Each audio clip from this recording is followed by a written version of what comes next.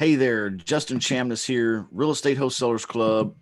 And this is the live stream Shut Up Money, hashtag Shut Up Money show that we do every Saturday right here on the Facebook group and on YouTube. And if you want to participate, you can join us here in Zoom, on Zoom. We're in the Zoom room at www.zoomjustin.com. Now, Zoom's been acting funny lately. So if it asks you for a password, the password is money. I don't know why I laugh every time I say that. I just think that's funny. I don't know. It reminds me of an old game show or something where the password is money. What was the name of that game show, Mitch? Can you tell me what was the name of the game show where they had passwords and they kind of whispered it like that? It wasn't Jeopardy, was it? No, that's not Jeopardy. No, that's the wrong. You didn't phrase it in the form of a question. It's only 8 o'clock here, man. I haven't woken up yet. Well, I feel the same way, and it's 10 o'clock here. So what's my excuse? Too many beers. Well, I didn't have any beers. I had Kool-Aid. Maybe that's what it is. I've been drinking the Kool-Aid. There you go. I gotta have some beers. Yep. I probably need a Bud Light Lime today. Been kind of wanting one. Yes, sir. I don't know why it doesn't seem to be streaming on Facebook right now, guys. If you're watching on Facebook or trying to find me on Facebook, I don't know why I'm not there. It should be. I most likely am streaming on YouTube, though. Okay. This technology is a real gem. Okay. Welcome to 2020, man. I'm not complaining. 15 years ago, we couldn't have done any of these. Maybe 20, 25 years ago, I guess I could say. We couldn't have done any of this. None of it. And to even mention that we would be doing this, I would have looked at you like, wow, really? That's going to be cool. I can't wait. Yep. It is reality today. Okay. I remember when I was in college, guys, my college tuition came with a subscription to online AOL, America Online, and you've got mail, that kind of shit, right? And I remember all it was when the internet was new like this, it was me going online and maybe getting in a chat room. There was a few chat rooms. It didn't look anything like what it looks like today, really. It was much more rudimentary. And, then there was a few other, what I would call like billboard type websites, not really like what we have today. Guys, the world we live in right now is crazy. You can be all world. And I guess this is the reason I'm talking about this. And I want this to be an open forum, guys. So please interrupt me. Okay. Do not let me sit here and talk because I'm a talker. Unmute your microphones and turn your cameras on, guys. Participate with me. This is just you and me today, Q&A, nothing big, nothing planned really. I got a few things I could share with you, but I really want to help you guys in your business. So if you're out there listening too and you want to be in, come join us, zoomjustin.com, password money. But when I started on the internet in college, nothing like this. Nowadays, crazy opportunities abound. And I'm talking on a global fashion. I'm amazed at how many folks out there in the real estate business do not want to be a part of having a video or a channel on YouTube or Instagram or something like this. Because I'm telling you guys, like Gary Vaynerchuk does, if you just start a little video every day and you tag it with in the keywords, it'll let you add tags when you add a video to YouTube. If you'll put your city in there and your name and maybe some other pertinent information regarding what you're talking about, people will find you and they will call you. For real, they will. And in your city. So the idea is to make videos about lease options or about how you can, take those 8 seller benefits or 10, whichever, I think it's 8. There's a video I put together. It's in Lease Options 2.0. There's 8 seller benefits there, and you can make your own little videos day to day. And they don't have to be professional. They don't have to have a cool background picture. The more ugly it is, the more real, for real. And the more people will believe it, and it's genuine. It's authentic. So you want to hop on that stuff, guys, if you can. Get on there, because long story short, almost 2 years ago, I actually started trying to work this concept myself and make videos. And 2 years later, it's taken me 2 years in a really small niche, really, guys. I've gotten now here on this YouTube channel, thanks to you guys, I've gotten almost 1,000 subscribers. Very cool. Yeah, man. Thank you. I appreciate you saying that. And thank you guys for being a part of this. You guys are the result of me doing a day-to-day video. Now, I'm not suggesting you do videos just like mine. Do videos for you, for your city, for your business, showing them your kids, your family, talking about your business. Hey, we buy houses. Did you guys know you can still sell your house even if you have no equity without realtor's fees? Call me. My name is Mitch. Okay. That's about how easy it is, guys. 2-3 minutes, do something like that. And it will create a marketing funnel for you that will run while you sleep, and it's free. So once I hit 1,000 subscribers though, guys, I think I'm at 965 right now or something like that. What's funny is every time I announce that I'm at a certain point on subscribers, somebody goes in and unsubscribes. It's fucking hilarious every time. Well, anyway, I'm at 965, soon to be 964. And as soon as I get to 1,000, guys, I want to have a Zoom show like this, a Zoom meeting. And I just want to party with you guys. Can we party? Is anybody up for a party? Absolutely. We got a whole gallon of Clorox if you like that. Oh yeah. I don't know what party. Yeah. I don't know. Is that going to cure us from, Corona? Of course. Well, it might be different than injecting it, but we'll try drinking it. Okay. No, don't. That's crazy. There's some crazy shit out there, ain't there? Well, oh, by the way, too, thank you, Brandon Simmons and the VIP sent me this book, The Go Giver. I've never read it. I've heard about it so much. And I bet some of you guys in here have also read it. Some of you have probably told me even, hey, awesome book, get it. I know a guy in our VIP room says he reads it once a month. Great book. Good book. You read it, Mitch? Changed my whole perspective on, I've always kind of thought that way, but it really crystallized everything and gives you a laser focus on how to be of service to others. Yeah, that's great. I'm interested in reading it, and it looks like a pretty easy read. Like the chapters aren't real long. Absolutely, you can knock out a chapter a night. It's that easy. There's pictures in it and everything for me, so that's the. Oh man, I used to read a book a week, and I've gotten out of the habit, guys. So this is a good kick in the pants for me here.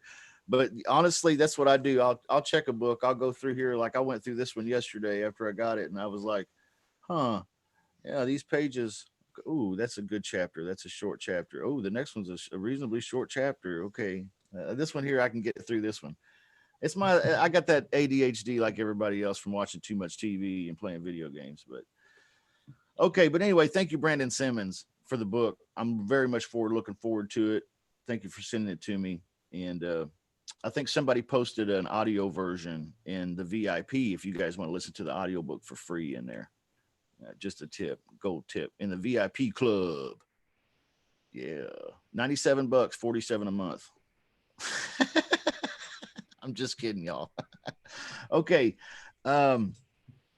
Let's talk about you guys. What's going on in your business? What's happening in your world? Who's got a great question or a story they want to share with us this morning from the Zoom room? We got 12 honestly great people here. So who's up first? Let's just talk lead gen. That's really what it's all about. Lead gen, yeah. I wanted to talk about that anyway, Mitch. Beautiful. So that's a good thing. Although I might be sharing with you some of the same things I shared with you on our one-on-one session this week, but other people haven't heard. So it's all good. All good. Yeah. And the stuff we did Wednesday was great. And the stuff we did yesterday was great. And to rehash it for everyone and come up with some new stuff, that's just great.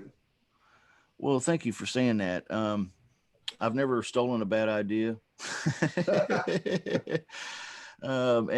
These ideas actually are a lot of the culmination of what I've done, but also what I've saw from other people along the way, and just, hey, that's great. I'm going to incorporate that. So you want to keep what's good and you want to throw out what's bad, right? Well, sometimes you end up keeping a little bit what's bad because you don't know the difference, but this is kind of a refined thing here. When it comes to lead gen, what I've learned over my history of, or I guess you could say career in real estate wholesaling, is consistency is everything. Okay. I want to say it again. Consistency is everything. Everything. I was listening to some guys in the VIP room talk the other day about how the leads were bad. All right. It has been said out there are no crappy prospects, only crappy salespeople. Okay. Maybe that's true. Maybe that's not. I kind of disagree a little bit because there are some crappy leads out there. However, my response to that was, okay, the crappy leads today are crappy. You had no success with them today, but remember, you're looking for one deal in this whole month.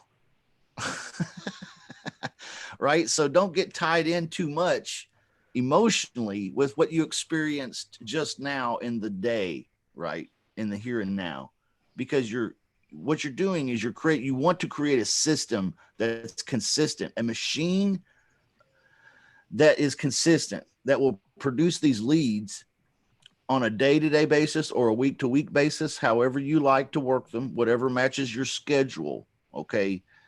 And then from there, that if you had a bad day today, that's okay. The machine continues to run and the machine will find motivated sellers, right? It is a numbers game. So that means you're going to hear no a lot. So be prepared to have days and days of nothing. Yeah, sure. That's right. Because you're looking for one in an entire month. Now, that's not encouraging if we hate cold calling, but what I'm encouraging people to do is to eliminate a lot of those no's where you don't have to talk to them with the text messages, right? Eliminate them with a ringless voicemail or with a virtual assistant doing the hard, laborious chores. Okay. Don't take the emotional abuse of seeing FU or this and that all the time and letting it pollute your mind, guys. Remember, there's a lot of people out there that do not understand what you do whatsoever. So they're not going to be encouraging to you. Okay. Somebody kicked their cat this morning, right? And they're still upset about that guy, but now here's your text message, and now they're going to take it out on you. Okay. That's going to happen. Unavoidable. Okay. The best thing you can do is build a consistent, routine-based, calendarized machine. Okay.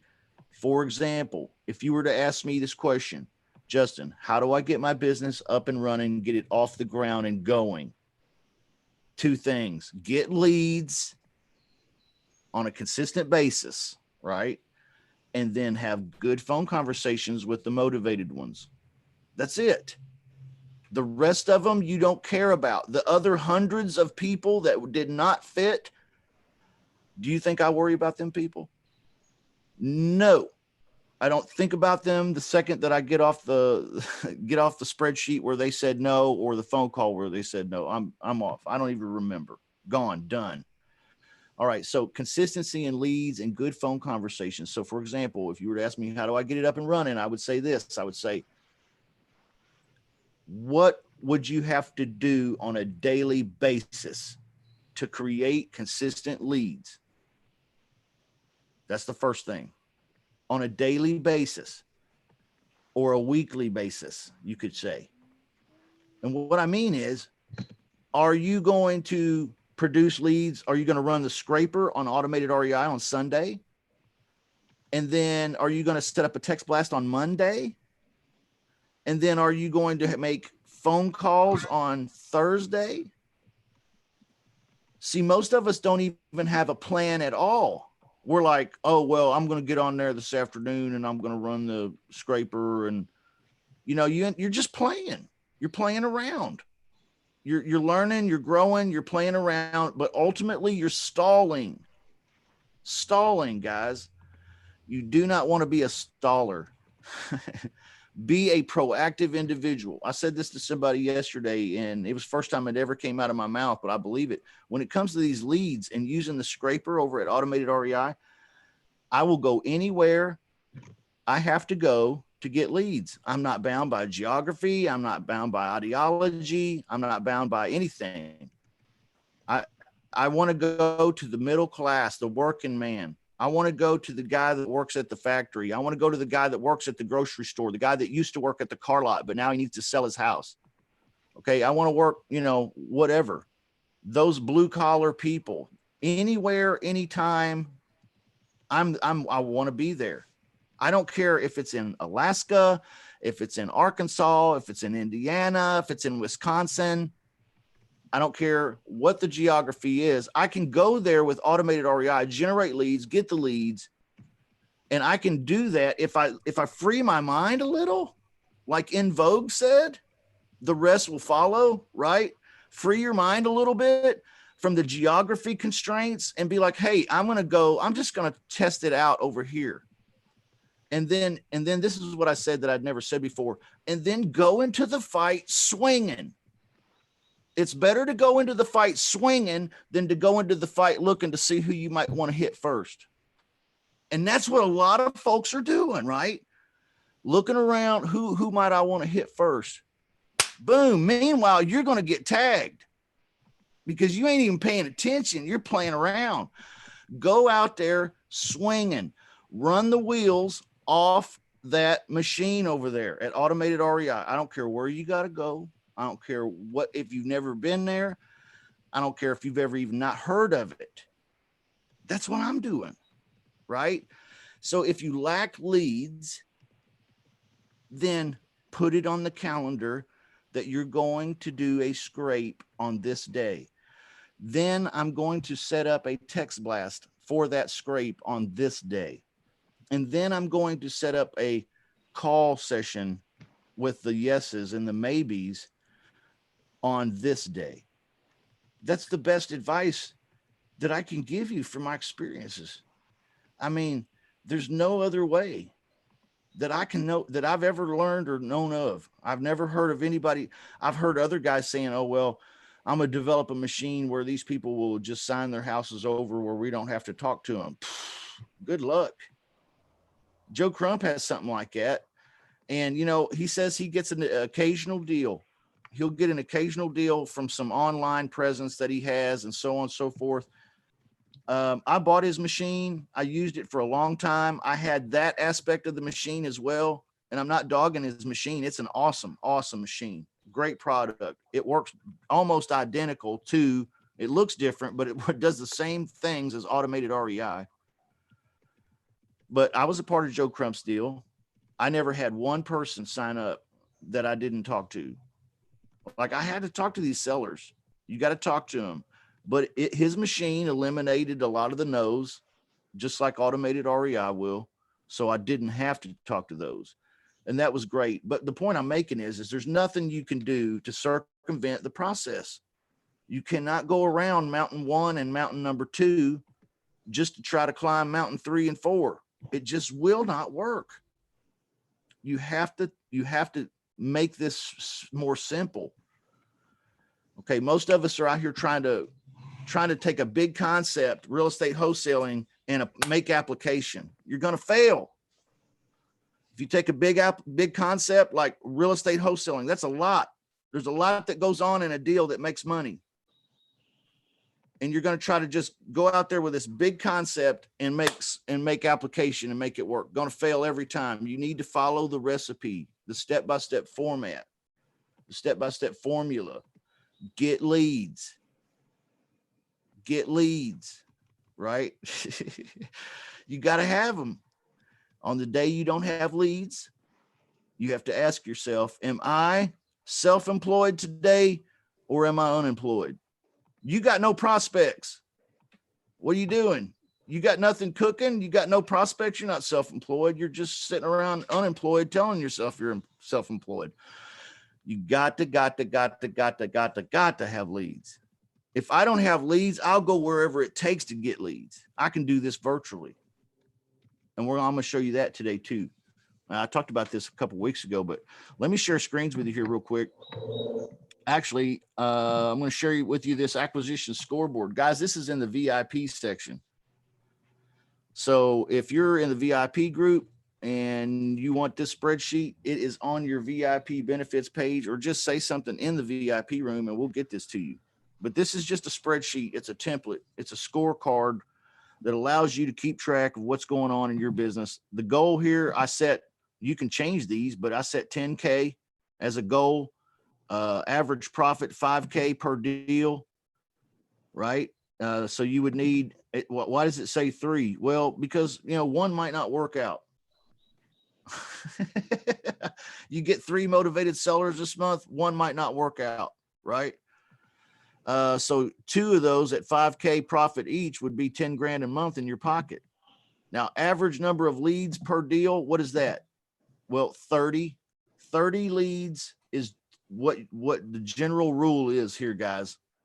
30 leads, those are the yeses and the maybes, right? Out of 30, you should be getting a deal or, thereabouts. Okay. That's a law of averages, a law of numbers here. The number of leads per month, then, if you're going to get 10 grand in your pocket, is going to be 90 leads. How do you get 90 leads? Well, by doing 22.5 leads a week, right? See, I'm narrowing the funnel down. I'm bringing it down to something you can actionably do today. You got to put action on it in a daily fashion, not in a monthly fashion, right? So number of leads per day, 5 leads a day. 5 leads a day. What's that mean for the text blaster at automatedrei.com? When you're doing scrapes and Zillow and Craigslist and you're text blasting, what's that mean? What does this equate to? This equates to 100 texts sent out from your office to motivated sellers or potential motivated sellers. 100 every day, 5 days a week. That's it. Now, that doesn't sound too hard. It doesn't. But if my plan was to go into Podunk, Oklahoma, out in the prairie, okay, and I pulled some scrape data, and what came back was 37. What does that mean for me today if my goal is 100? That means I got to move around. I'm not going to hit my target if I pulled Podunk, Oklahoma, and it only had 37. I need 100 today. So I'm going to move. I might take the 37 from Podunk, Oklahoma, but then I'm going to need an additional 63 somewhere else. So I'm going to pull 63 from somewhere else. Well, I don't know where. I'm going to find somewhere nearby there, somewhere in a different state. I don't really care. Take a map and hit it with a dart. There are a few states I try to avoid, but for the most part, you could hit the map with a dartboard and a dart with a dartboard. I'm going to make a video of me hitting a map with a dartboard. It's going to be hilarious. All right. So if it's 100 texts a day, we're talking about 500 in a week. That would be the weekly goal. So you might say, Justin, I'm not running my business that way where I've got every day an hour a day or 2 hours a day.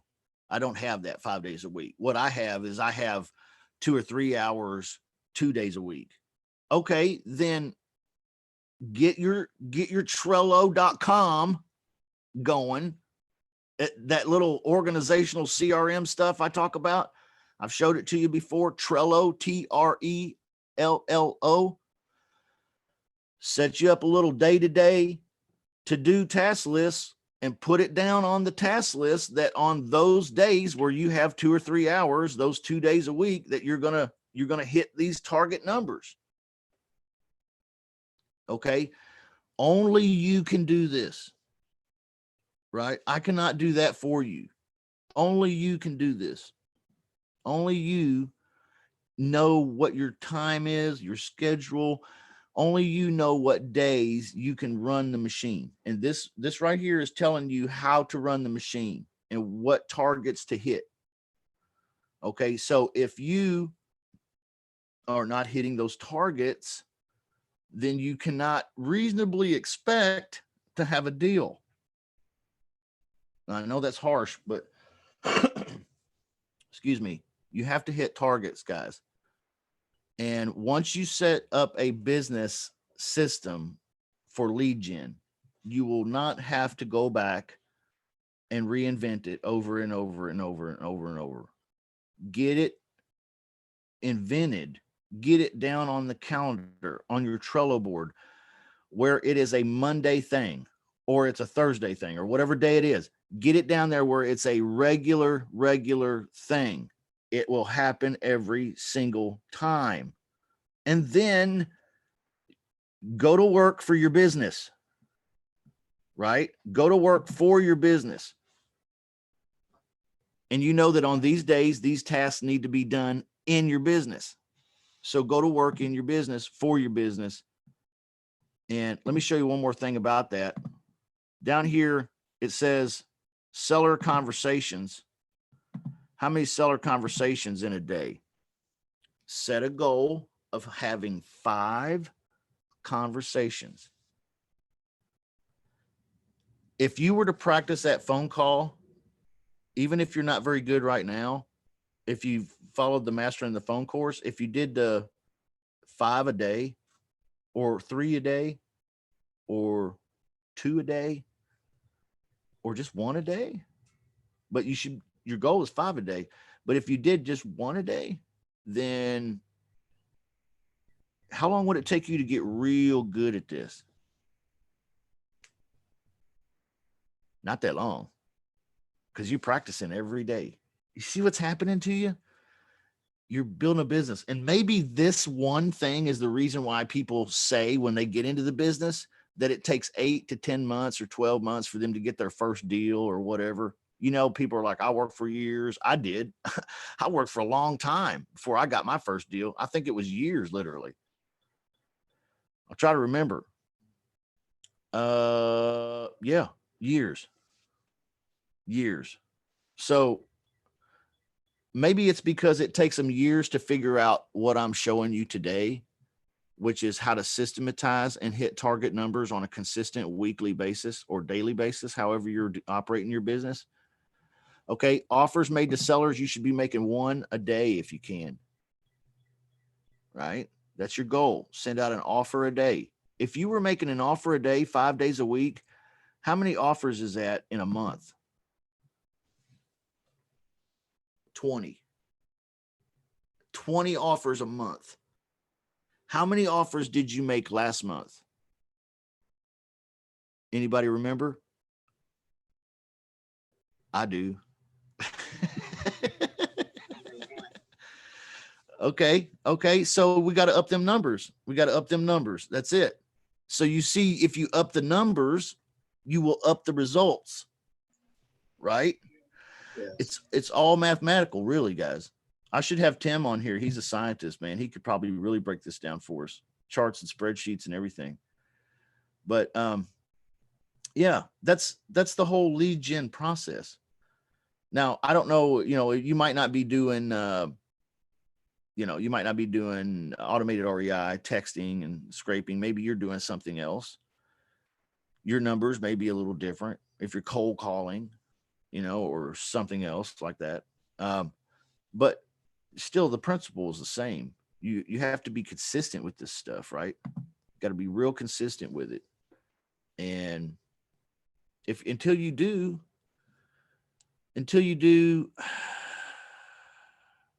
baby stuff. Okay.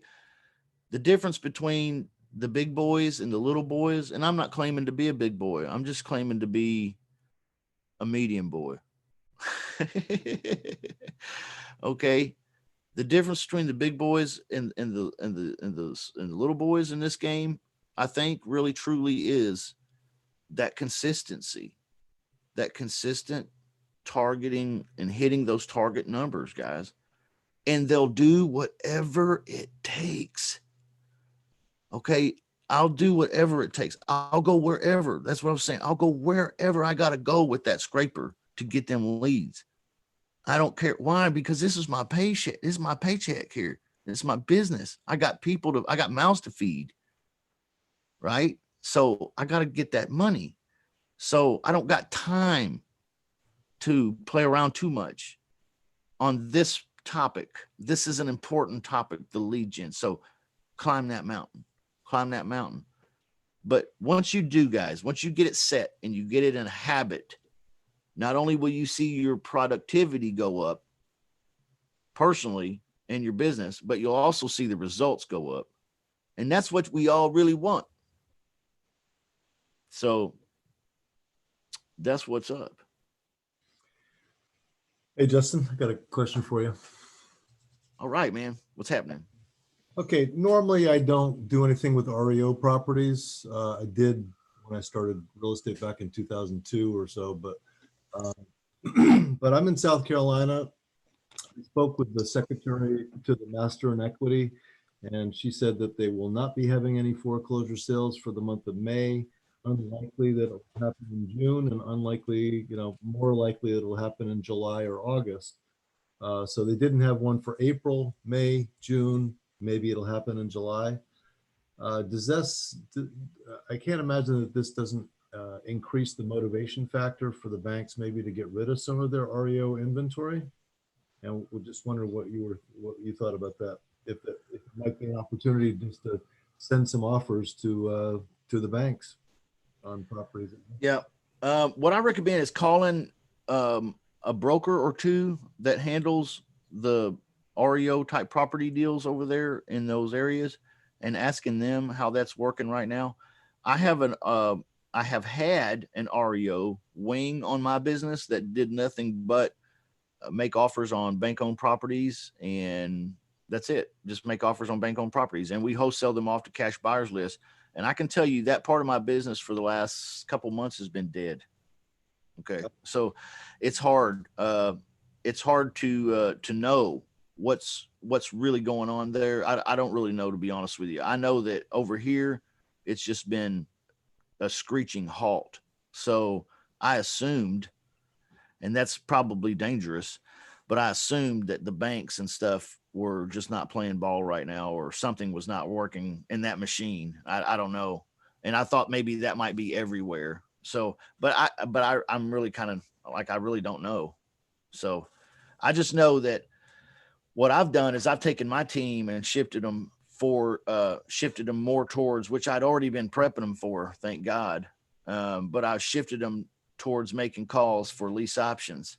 Right. So, if you see a little stress in my brow, it's because I've had to really kind of move my business parts around, because my business is a little bigger maybe than some others. I have several things going on, and part of it was suffering.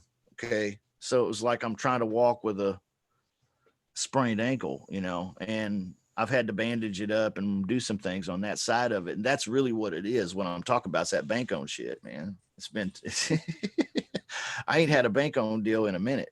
Okay. But I will again. I don't know when that's going to open up. So I guess ask a broker maybe. What do you think? Is that, I don't know. That's probably crappy advice. I mean, I didn't really help you much, did I? Hey, hey, Justin, can you kind of refresh me and help me on how to make those offers? Where do I get that information at? I'm not sure exactly how to make offers. Yeah, Rudolph. Yeah. I'm gonna put this. I'm gonna put this link in the chat here in the Zoom room, Okay. and it's a course that I put together with you guys, actually, the VIP, and it's about talking on the phone and making those offers. Is that what you're talking about? Yeah. Yeah. Okay, there you go. Free course for you today, man. Fantastic. Thank you. Rick, were you going to say something, man, about bank-owned stuff? Yeah, I wanted to, James, you probably want to go before the broker. I've done REOs in the past, you know, but I have my real estate license, and I have reached out to a couple of the old asset managers that was doing it, you know, in 08, 09, not really getting much response, but that's probably, I don't think I would, me personally, you know, if I'm looking for an REO deal, you know, like with this whole situation, I would probably try to go directly to the bank just to see if they have some, you know, some asset managers that's already in place and kind of what their plan is and see if they would share any information with you. I mean, don't get me wrong, you could wait for the broker, right? Once you get to the broker, you know, the agent, then of course you have to deal with all of that. But I don't know how the banks would work directly with an investor. I'm guessing you're wanting to attack it with all cash type of thing, because you know, they're not going to create a finance fees out as far as I have seen in the past. What are your plan with them? Really just to add to my source of properties out there. So, Like pick them up cash wise, or are you just going to try to get some sort of agreement and flip it over to a cash investor type of scenario? Just try to tie it up for a bit. I'm sure that the lender would, you know, if I was able to acquire a property from a lender, they're not going to allow me to assign it. So I'd probably put it into an LLC and then sell the LLC to another investor. Yeah. Yeah, I would try to reach out to some asset managers that's directly involved with the bank. Have you tried that and got any luck with that part? I haven't tried yet. I have not. Actually, I haven't done that in a long time. Yeah, back in the 2000s, I was doing a lot of that with short sales, but that would be that's a good approach. Thanks for that information. Yeah, I mean, I think I had maybe 6 or 7 asset managers from just in the past. I've shot out a few emails that way, but I haven't done any like new prospecting with all this that's happening. But man, it might be an avenue. You know, it's just a matter of trying to figure it out, right? Right. Yeah. That's a great conversation, guys. Good tips too. Good point, Rick and Jim, both. Yeah, thank you. We do have a question here in the chat too. Anybody else can speak up as well. We have several minutes here before the end of the hour, 20 minutes. So a lot of Q&A we can do here, guys, if you haven't. Hey.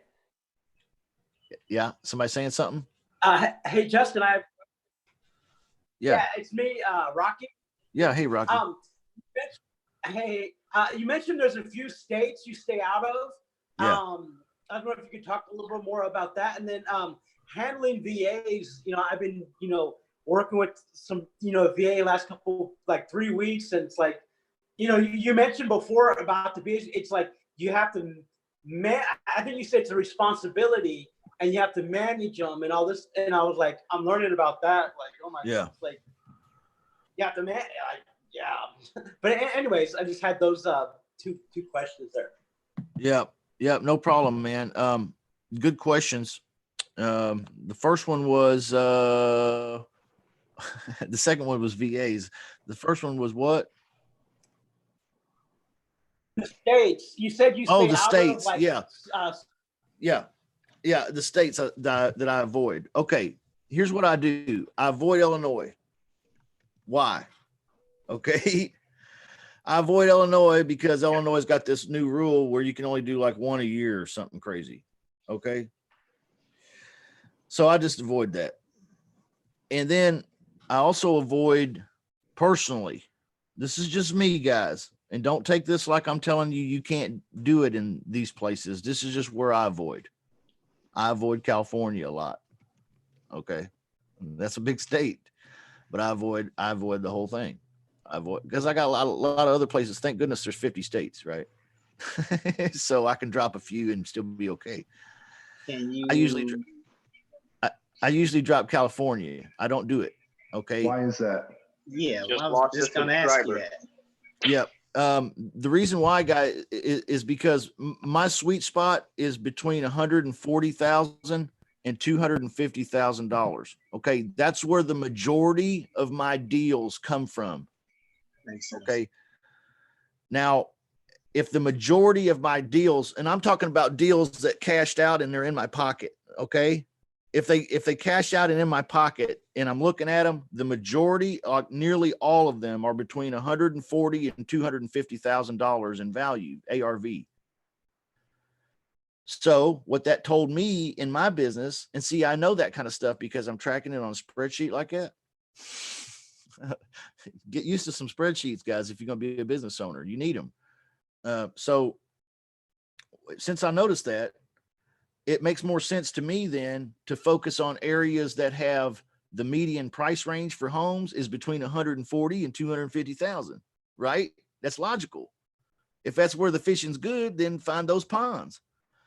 So problem is with much of California, not all of it. There's a lot of places in it though, that the median price range is not between 140 and 250. It's more like 350, 450, 750, 850, 1.2. Okay, you follow me? So now I don't know everything there is to know about California. Don't stone me. I love California. Okay, I'm just saying I like to go where the country people are, where the blue collar people are. The guy that, like I was saying before, the guy that works at the factory, or the guy that delivers the mail, or the guy, those neighborhoods in flyover states. Okay. I also avoid much of the New England states for the same reasons. Okay. Because a lot of it is really 450, 650, 850, 1.5. Okay. It's not my bread and butter.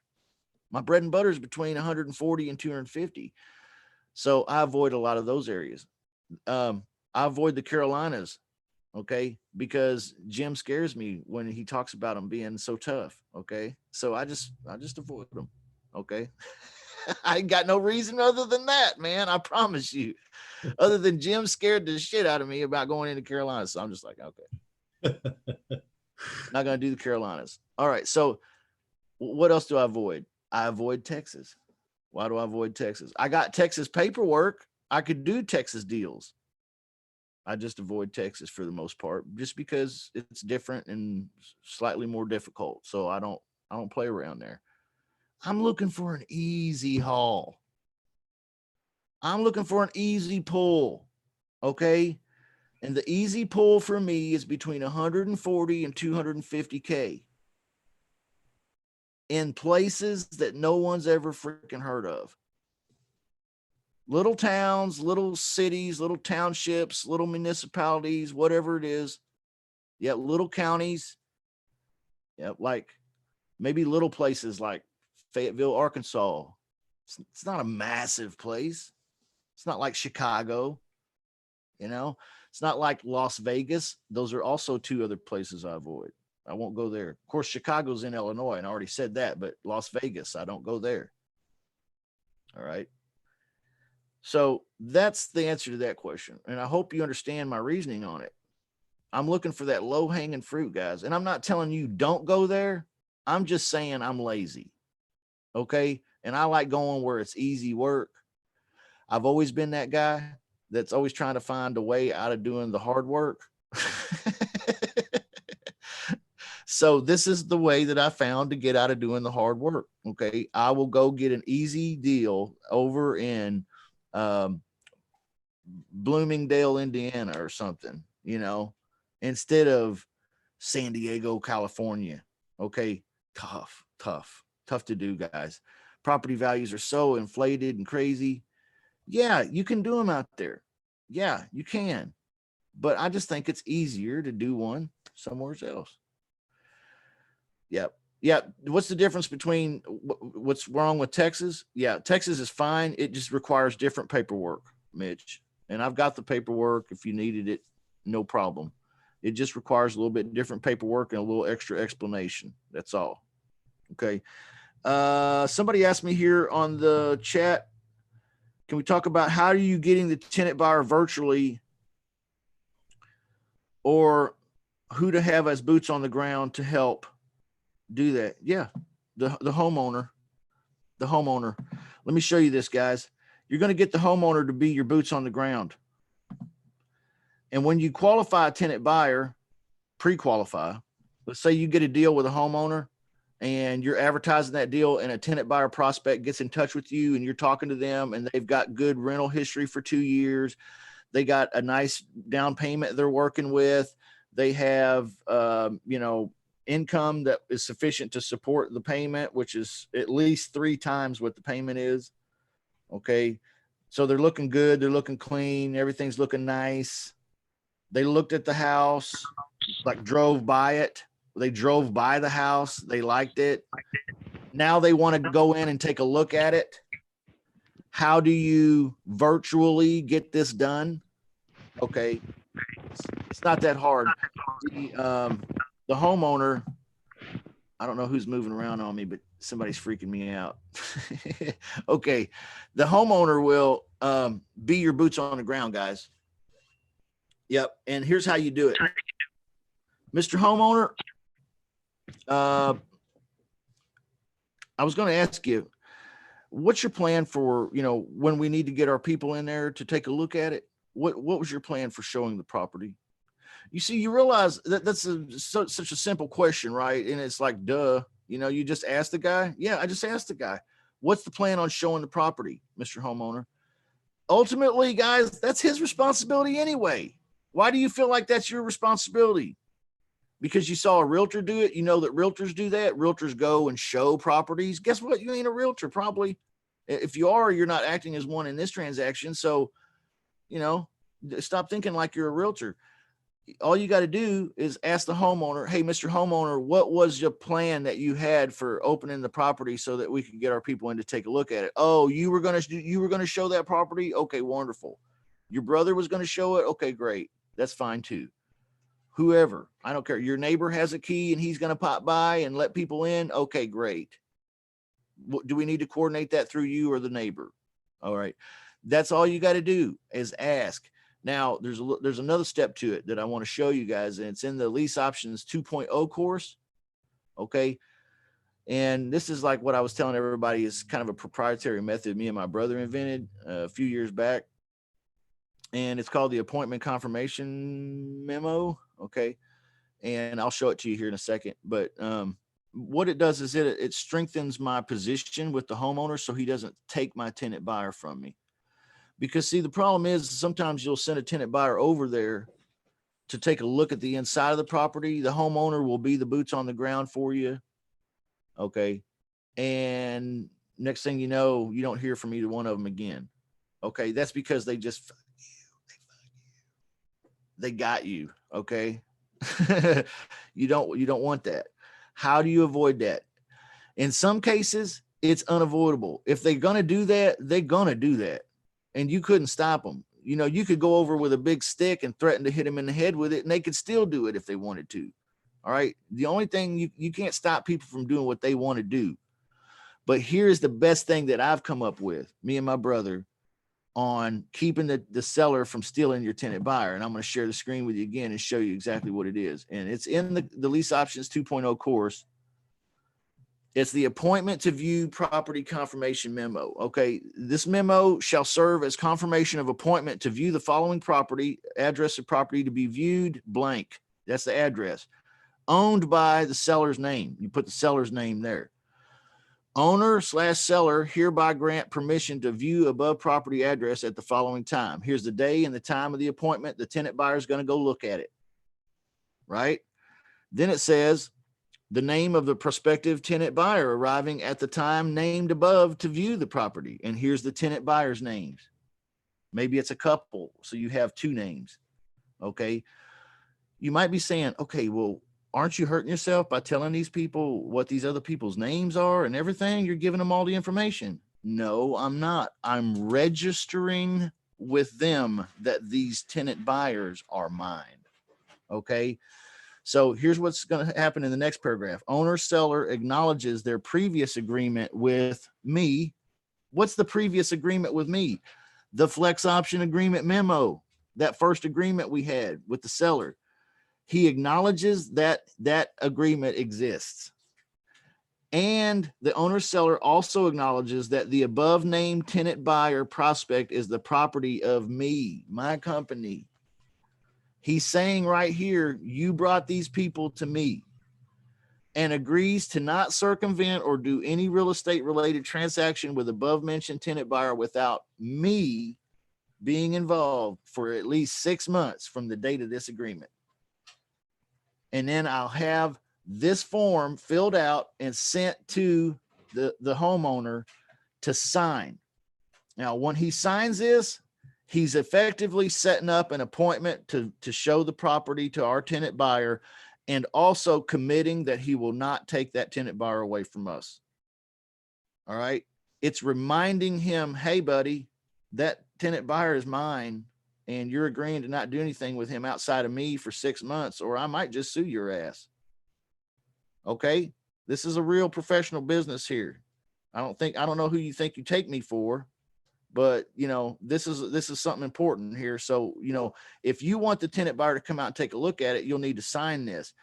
Mr. Homeowner, you have a problem signing this? That's because you was going to crook me. You know what I'm saying? If a homeowner has a hard time signing this, that's because he was going to crook you.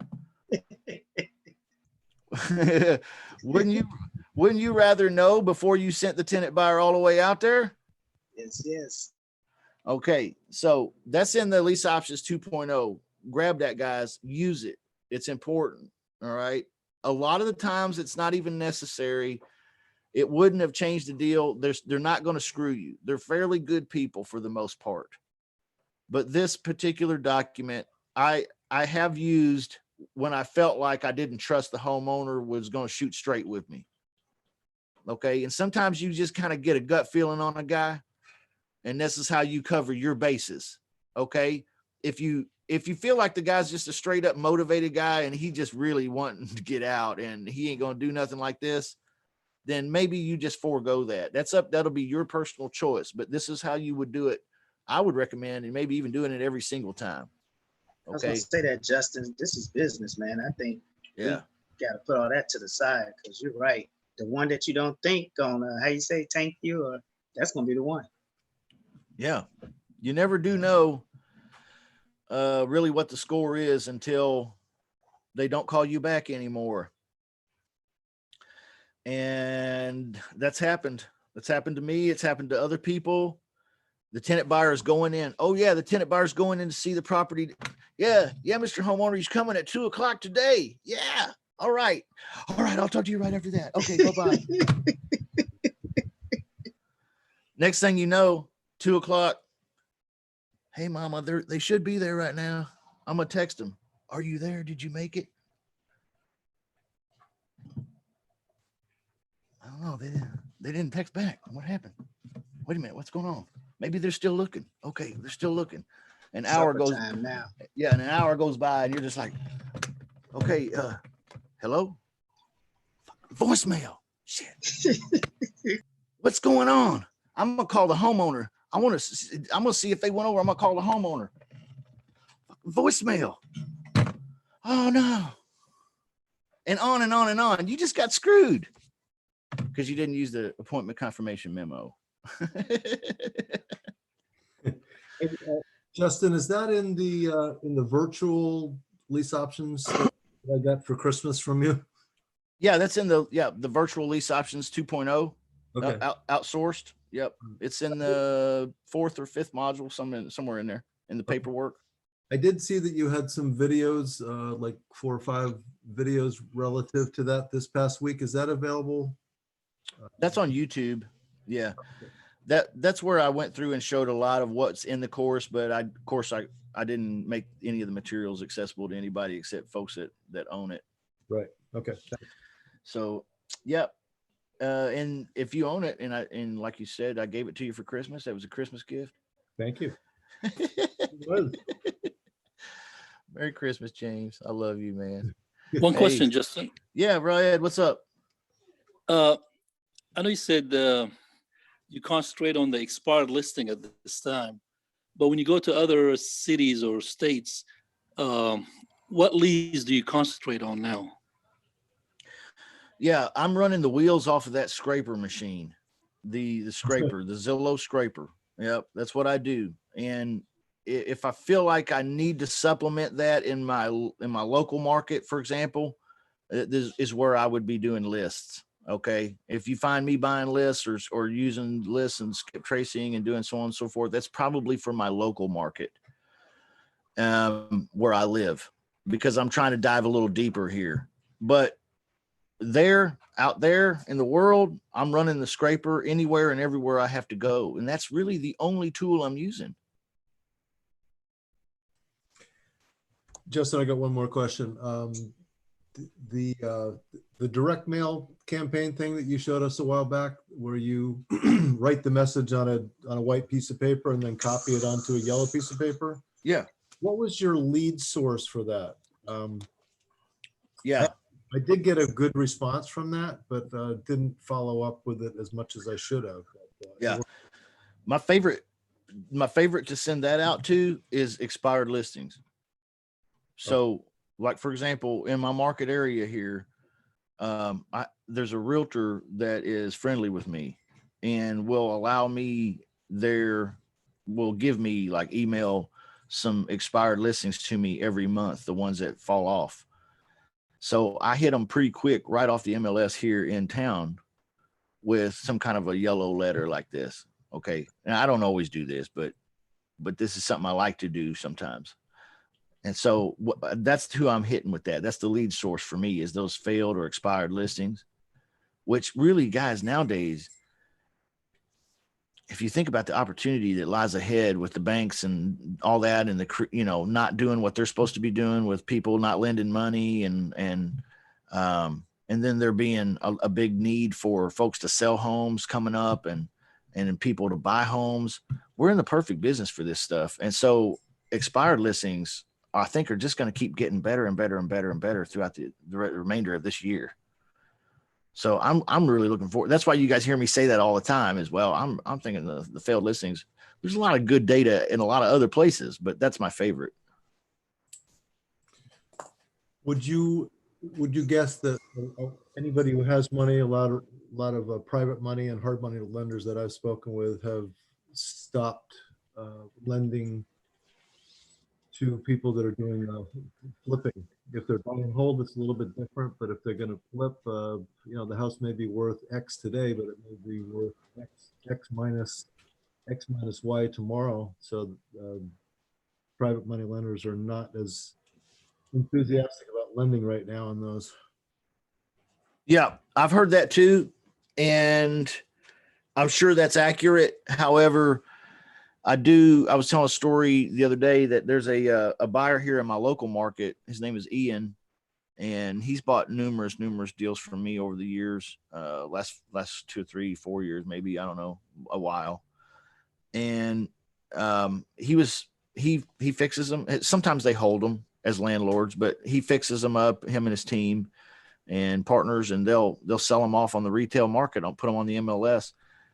And he said that he's had some private lenders back out, but he's also had some others come to the table. Okay. And then he said that he was concerned about, when he gets done fixing it, when he puts it on the retail market, will any retail buyer come and buy it? Because the banks then have to loan them money a lot. Right. So it's kind of a chain effect here. And I saw last week that one of his recent completions, beautiful job they did too. They do great work on these rehabs.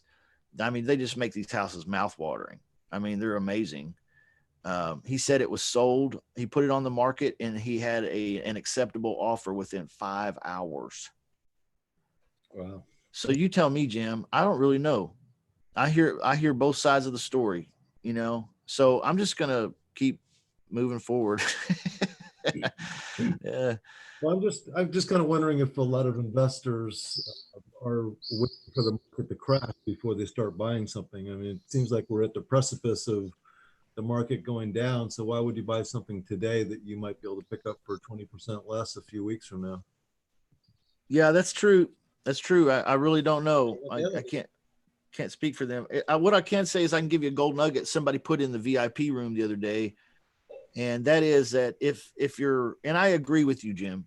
Okay. I agree with you that you probably should be focusing on, if you're in the ugly business, the ugly house business, Yeah. you probably should be focusing on the landlord buyers right now, more so than the fix and flipper guys and the hard money lenders.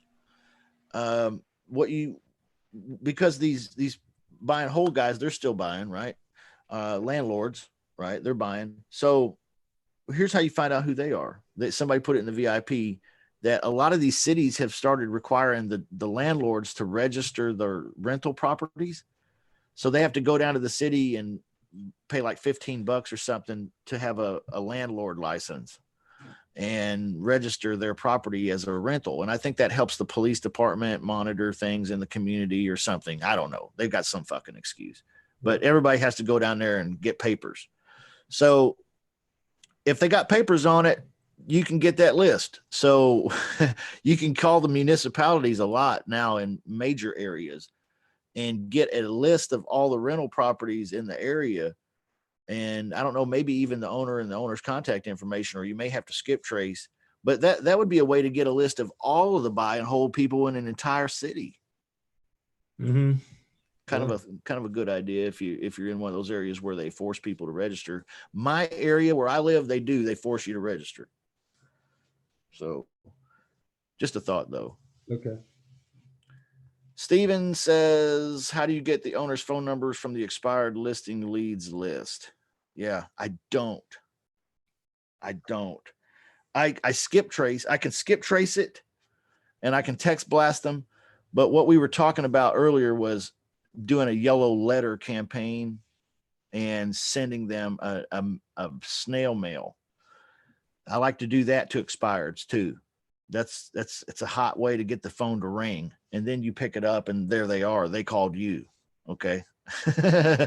All right. That's a great way to do it. But it does cost a little bit of time and effort and a little bit of money because you got to buy envelopes. You got to lick the envelopes. Every time you lick an envelope, it's like 3 calories. You can see I do a lot of direct mail. You should do some virtual comedian, man. And just tell them to pay PayPal. It's funny. Yeah, cool. Get like a Patreon account. Like if you like my real estate humor. I'm up here cracking up, man. I love your smile, man. You cheer me up today. I was feeling kind of groggy and foggy this morning. I was like, I bowed my head before I hit the camera button. I said, God, help me get through this for the next hour. Jesus, you're name. A good dude, though, man. You always been a good dude, man. I'm glad James put me on. What's going on, James Everett? Hey, how's it going? I'm good. Hey, one other thing I just wanted to share is if you go to, and this has a follow-up question, but if you go to bestplaces.net, you can just type in the zip code and it'll tell you exactly what the median income is, and it'll tell you what the median house or home range is. So it's pretty good information, but I was just wondering, how do you filter, like if you're going for properties between $140,000 and $250,000, that's your target. How do you put together that list of the towns and cities and that you want to target to? Yeah, I don't. I do a lot of guessing. Okay. I know I was talking to Mitch earlier yesterday, and he went and did some research and was like, I pulled these cities and these are hot and these are warm. And I'm like, man, you're overthinking this shit. Okay. I literally will just, I assume a lot. So like Ames, Iowa, for example, well, it's a college town, not very big, but not real small either. So that feels, that feels country enough. You know what I mean? So I'm gonna give it a whirl. Now, if I looked it up on Zillow, it might say hot. I don't know. Maybe, and maybe I find out that I do a data count in there, and maybe I find out it's not really what I want, and then I'll move to some other place, and I literally will just move around. Okay, and I'll pick a few cities in Iowa, and then I'll maybe do the entire state of Iowa. I'll just fish. I just go fishing, guys. When you go fishing, you just throw your line in the water and you reel it in a couple times, and you throw it in over there, and you're fishing. I'm just fishing too. Okay, I don't know everything there is under the water over there. But I've fished over there before, and it seems like it's kind of in the country, so that's good. There might be some country fishing there. All right, so that's kind of my mentality, and I know there's no science in that. You're asking a hillbilly about the science of it all, I guess. I don't know. I ain't got no science for it, man. I'm just random. I'm more random, but in my mind, you see, my experience has taught me, okay, well then avoid Illinois, avoid New England, avoid California. Why? Because I've had my ass kicked there before. Yeah. Okay, that's why. I don't know. Nebraska, I love it. I love Nebraska. That's great. What about Wisconsin? Oh, it's great. What about Minnesota? Sure. Arkansas, yes. Oklahoma, for now, at least, yeah, wonderful. All these flyover states, I mean, all the places that nobody thinks about, that's where I want to go. I try to avoid the glamour places. I know I beat this topic to death, guys. I'm sorry, but there's no real rhyme or reason to it. My recommendation is just don't overthink it too hard, and just go fishing. Go throw your line in the water and see what happens. Are you avoiding like smaller populated areas? Because I'm tending to kind of pull away from that myself, because I guess I've not sold enough deals to be like, oh, okay. Because my other filters are like 1,000 square foot, 3-bedroom, and then I take a look at the count, like if I'm using PropStream or something like that. What are your thoughts on smaller populated areas? I know that there's always buyers, but I've had a tough time moving a few. Yeah, it depends, man, on how far out it is from the major metro area. Like, for example, I just did one not long ago that was actually it was like a mobile home. Excuse me. But it was sitting on a lot, right? So it's not like in a park. It's sitting on its own property on a foundation. So it's considered by everybody in town to be a real house, but it's truthfully just a trailer. So, but it's honestly probably a good 45 minutes away from the city. Okay. When I say the city, I mean like the downtown of a major metropolitan area, but yet it's only maybe 15, 20 minutes outside of the nearest suburb. You follow me? Like, things move out from the center. You got the core of the city, the urban, then you got the suburb, and then it's like another 15 minutes out here. So it's quite a ways into the city, but it's pretty far out. And I thought that one too. I thought, well, I won't be able maybe to find a buyer because it's kind of far out. Man, that thing was a hot commodity, Rick. I had people blowing my phone up wanting to fight each other for that thing practically. But then again, I have had properties that were got them under contract that were like 16 miles out into the woods, and the nearest town was 16 miles away, and it was a town with a population of like 5,000. So we're talking like seriously rural. Yeah, struggled, man. Some of those you'll struggle with. And yeah, there's no yeah, there's really no golden checklist on that, because you're right. It's just like leads, right? I mean, some areas you're gonna send out a text and get 50% response, and other times 5% response. And I just know that I'm just kind of starting to have a little bit more problems with some of these smaller populated areas, like let's say 50 to 100,000 and things along that lines. But again, there's no right answer to that, right? I mean, yeah. That right buyer is going to see that right house.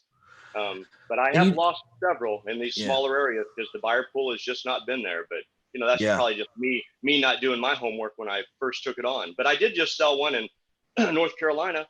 Fell out a couple of times, and just had a person love it. I mean, the price is lower, obviously. You know, the assignment fee is lower. It's a wholesale gig, but you know, it's Wait a kind of minute. out there a little North bit. Carolina or South Carolina? North. Yeah, Uh-oh. I didn't jump in Jim's area there. Get out of the Carolinas. That's hilarious. Well, Well, but if I do, I'll holler out the Jim for sure. yeah. I'm just curious though. I mean, the further you get out, if you're a wholesaler, you got to have somebody to wholesale that too.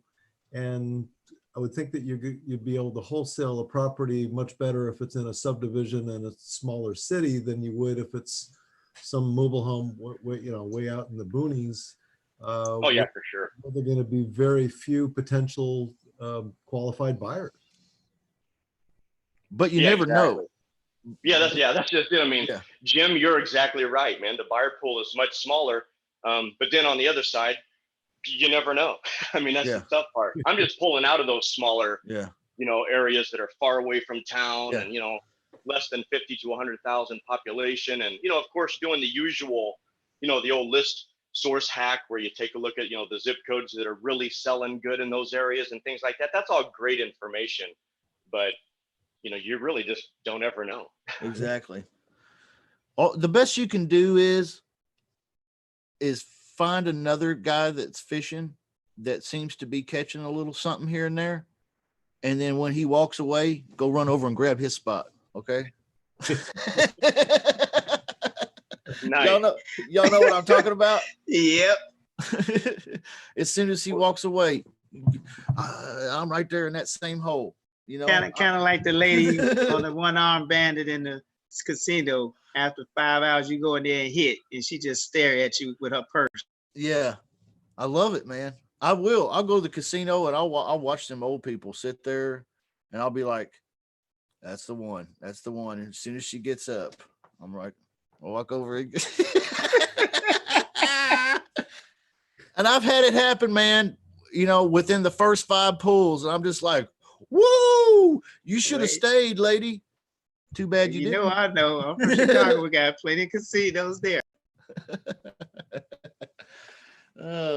You got me all thinking about having to go to the place penny slots now. I just play the penny ones, guys. That's all. Don't do it. Don't do it. Ain't no casinos in Chicago.